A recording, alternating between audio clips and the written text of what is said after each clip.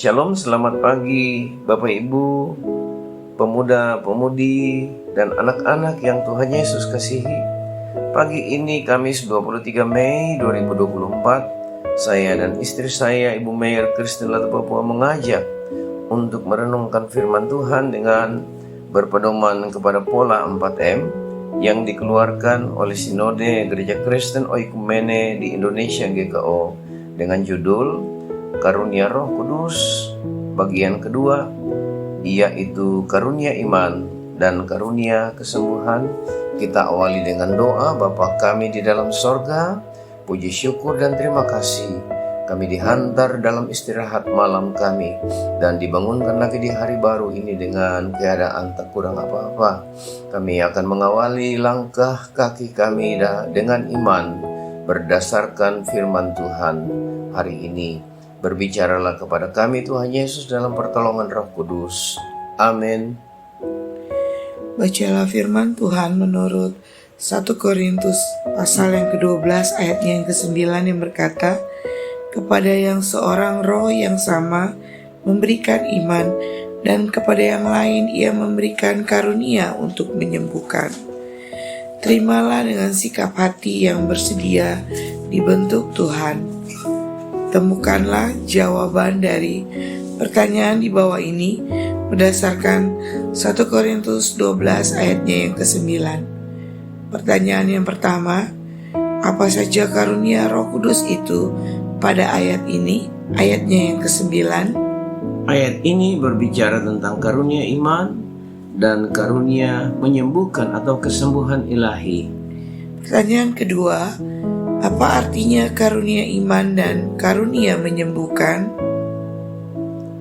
Karunia iman adalah kemampuan rohani untuk memahami dan melakukan firman Tuhan dengan sungguh-sungguh, percaya kepada Dia yang mengaruniakan karunia itu. Karunia menyembuhkan adalah karunia rohani untuk berdoa dan membawa orang-orang percaya kepada kesembuhan ilahi, sembuh dari penyakit dosa atau pertobatan radikal, dan sembuh dari penyakit fisik. Kita masuk dalam pengajaran hari ini. Pertama, karunia iman.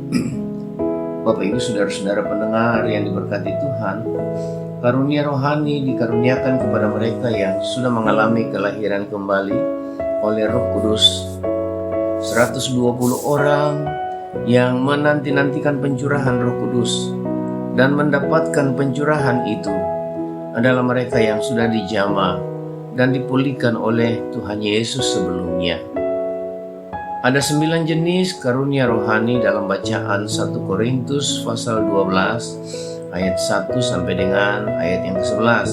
Hari ini kita akan membahas 2 karunia roh, yaitu karunia iman dan karunia menyembuhkan atau kesembuhan ilahi. Sudah dipahami dengan baik bahwa kita harus hidup dengan iman dan bukan dengan melihat. Sebagai umat Kristiani, kita diperintahkan untuk berdoa dan percaya kepada Tuhan Yesus dengan berlandaskan kepada Ibrani 11 ayat 1 yang berkata, iman adalah dasar dari segala sesuatu yang kita harapkan dan bukti dari segala sesuatu yang tidak kita lihat. Meskipun faktanya iman tidak dapat dirasakan atau dilihat, kita tetap memilih untuk hidup dengan iman dan mewartakan firman Tuhan dalam situasi tertentu. Ada juga karunia iman, yaitu kemampuan untuk percaya bahwa Tuhan mampu mencapai hal-hal yang mustahil. Itu bukan kemampuan kita, tapi kemampuan Tuhan yang bekerja di dalam kita. Ini adalah jenis iman yang bekerja atau melakukan keajaiban, yang misalnya memindahkan gunung dan menunggu hasilnya terungkap. Ini adalah hadiah yang luar biasa dari Tuhan sebagai satu karunia rohani yang diperlukan oleh orang-orang percaya. Roma 10 ayat 17 berkata, "Jadi iman timbul dari pendengaran, dan pendengaran oleh firman Kristus." Saudara, sebagai orang percaya, kita dipanggil untuk hidup berdasarkan iman yang dijelaskan dalam Roma 10 ayat 17 di atas. Iman Kristen dipupuk melalui firman, melalui mendengarkan firman, mempelajari firman, merenungkan firman dalam pergaulan yang akrab dengan Tuhan Yesus. Pembelajaran Alkitab setiap hari dan mendengarkan khotbah firman Tuhan sangat penting bagi pertumbuhan rohani kita, secara khusus iman kita. Terlepas dari kenyataan bahwa pelayanan gereja dimaksudkan untuk memperlengkapi, membangun, dan memperkuat iman kita, karunia iman bukanlah sesuatu yang dapat diperoleh atau ditingkatkan. Itu diaktifkan melalui doa. Tuhan memberi kita kemampuan untuk percaya pada hal-hal yang supranatural, bahwa Dia dapat melakukan mujizat di luar kemampuan berpikir kita. Yang kedua, karunia menyembuhkan atau kesembuhan ilahi.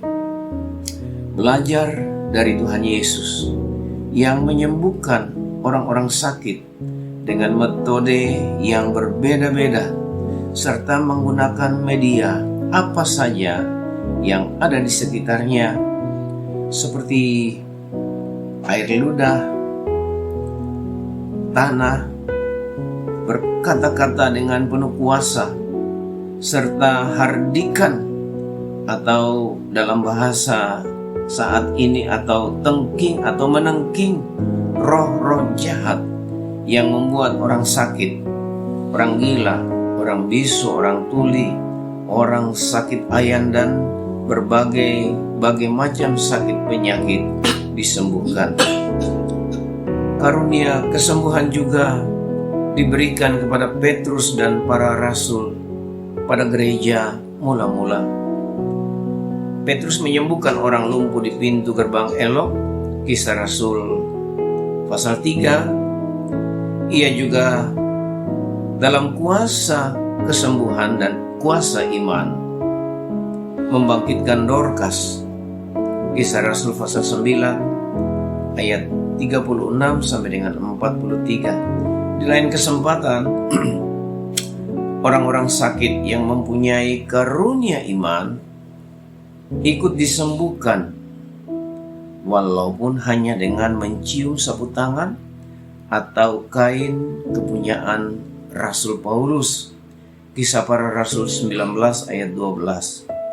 Karunia iman dan karunia menyembuhkan, keduanya dimix menjadi satu dalam contoh kesembuhan lewat memegang, mencium, atau dioleskan kain atau sapu tangan Paulus.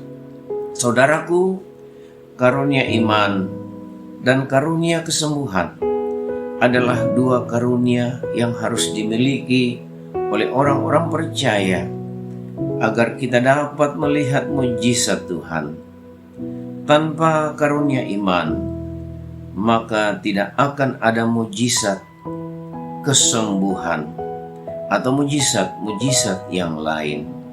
Seperti kata syair lagu "Dia Mengerti, Dia Peduli", nyanyian itu berkata, "Dia mengerti, Dia peduli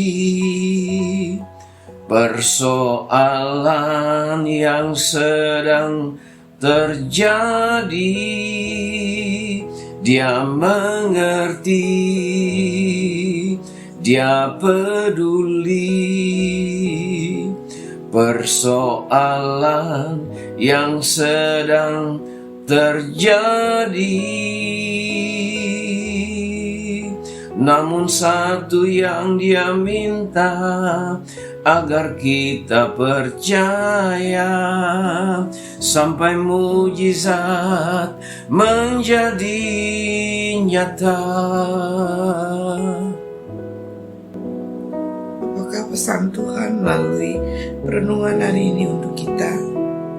Pesan Tuhan untuk kita hari ini adalah: milikilah karunia iman dan praktekanlah, wartakanlah karunia kesembuhan. Bagikanlah firman Tuhan ini kepada teman, saudara, rekan kerja, rekan sepelayanan, atau siapapun yang kita jumpai di hari ini. Gereja, di kantor, di sekolah, di lingkungan tempat tinggal kita, atau dimanapun kita berada. Marilah kita tutup renungan ini di dalam doa. Tuhan Yesus, Bapa di dalam sorga, biarlah firman Tuhan hari ini, karunia roh yang kami sudah pelajari, karunia iman dan karunia menyembuhkan atau kesembuhan ilahi, kami bisa terima, mempelajarinya dengan sungguh, dan mempraktekkan sabda-Mu. Berkati kami dalam seluruh aktivitas hari ini, anak-anak, orang-orang tua, dalam studi, dalam usaha, pekerjaan bisnis, dalam pelayanan. Bapa berkati kami. Terpujilah Tuhan Yesus, haleluya, amin.